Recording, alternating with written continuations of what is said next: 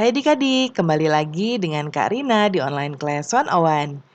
Gimana kabar adik-adik hari ini? Semoga semuanya dalam keadaan sehat ya. Kali ini kita akan belajar kelas 5 tema 8, subtema 1, manusia dan lingkungan. Di pembelajaran 3 kita akan belajar bahasa Indonesia, PPKN dan IPS di halaman 15 sampai dengan 28. Nah, adik-adik ada bacaan judulnya Rumah Betang Uluk Paling ya. Ini boleh adik-adik baca dahulu ya. Kemudian kita akan menjawab pertanyaan-pertanyaan dengan berdiskusi bersama teman kelompok. Yang pertama, ceritakanlah secara singkat peristiwa pada teks Rumah Betang Uluk Palin. Yaitu peristiwanya, Rumah Betang Uluk Palin adalah rumah adat suku Dayak. Letaknya di Kapuas Hulu di daerah Kalimantan Barat. Rumah Betang Uluk Palin mempunyai ukuran panjang 268 meter dengan ketinggian 5-6 meter. Besar sekali ya adik-adik. Nah, rumah Betang Uluk Palin ternyata dihuni lebih dari 500 jiwa yang terdiri atas sekitar 130 kepala keluarga.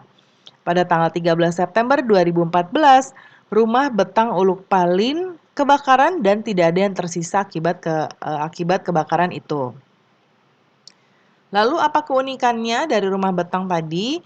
Yaitu dihuni oleh lebih dari 500 jiwa yang terdiri atas 130 kepala keluarga.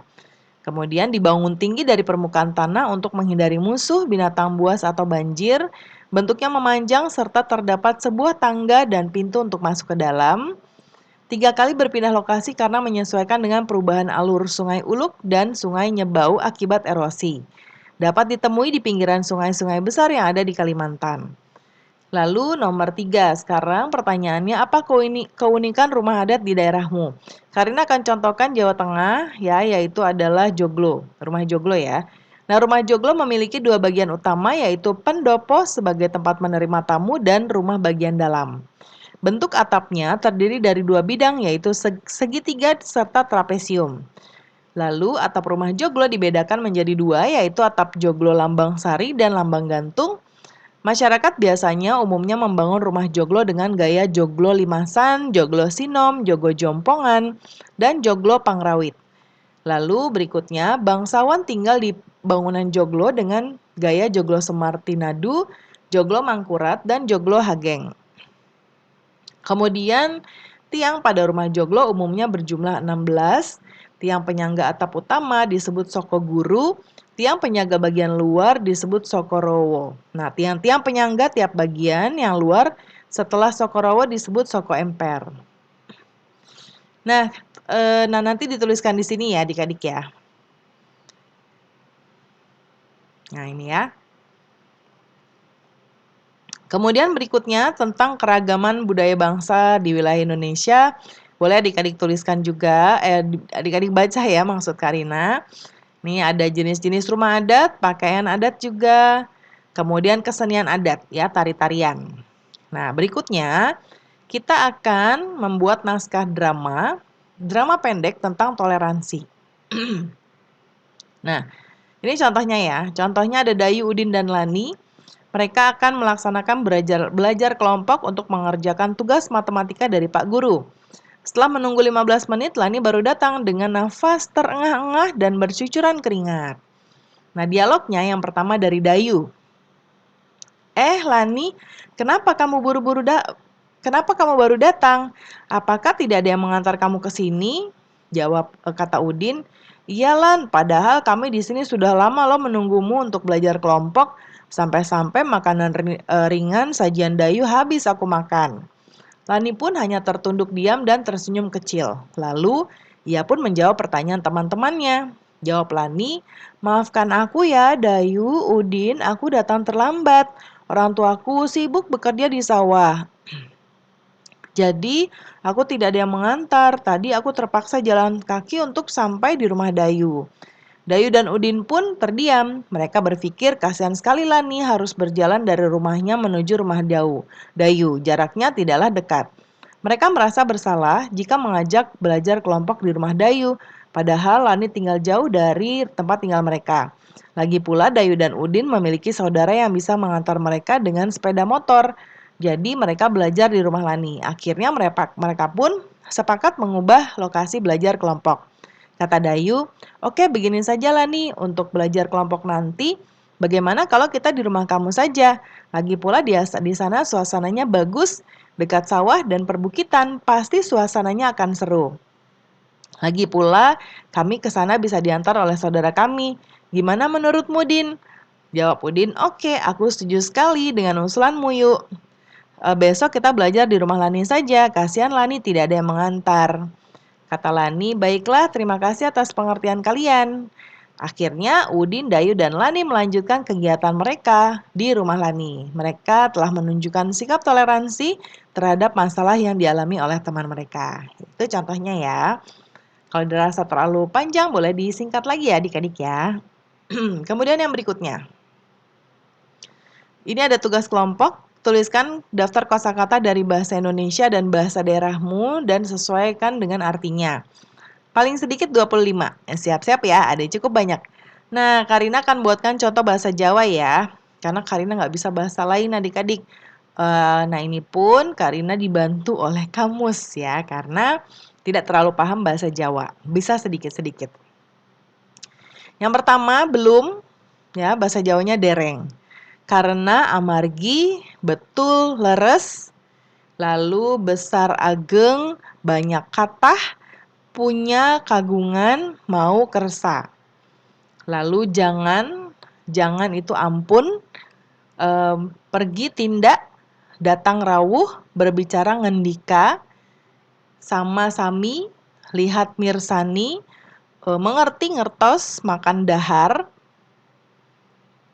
dengar mireng, suka remen, duduk lenggah, membeli tumbas, berhenti kendel, jauh, tebih, dekat, cerak, minum, ngunjuk, ada, wonten, sedikit, sekedik, bisa, saget. Ya, nah identifikasikan nama dan keunikan pakaian adat dari daerahmu. Nah, kalau yang ini nanti Karina buatnya contoh dari Jawa Tengah, yaitu Jawi Jangkep dan Kebaya. Nah, Jawi Jangkep yang dipakai pria terdiri dari baju beskap dengan motif bunga. Pakaian bawah berupa jari yang dililitkan di pinggang dan diikat dengan stagen dengan sabuk, belangkon, selop, serta aksesoris tambahan seperti keris. Lalu yang wanita bernama kebaya. Dari bahan katun, beludru, sutra brukat, dan nilon ya yang warnanya biasanya cerah. Lalu pakaian adat wanita dilengkapi dengan sanggul dan konde. Bagi wanita memiliki tambahan tata rias yang unik pada wajahnya terutama di bagian dahi. Biasanya dahinya ada kayak item-itemnya gitu ya adik-adik ya. Lalu warna khas pakaian adat Jawa di Jawa Tengah seperti hitam, hijau, hitam berpadu dengan emas dan berbagai warna cerah lainnya. Lalu judul-judul lagu daerah.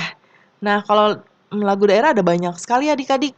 Karina contohkan berapa nih? 15 saja ya. Nanti adik-adik buat sesuai kebutuhan. Misalnya mau satu aja dari Pak Guru atau Bu Guru bilangnya satu aja boleh. 5 atau bahkan berapa ya. Disesuaikan aja. Yang pertama dari Aceh ada Bugong Jumpa, Lembah Alas, Pisau Surit, Tawar Sedenge, Aceh Lon Sayang. Ya, ini akan Karina langsung scroll aja ya. Adik-adik pause aja mau ambil yang mana. Oke, sampai nomor 5 sudah ada di sini.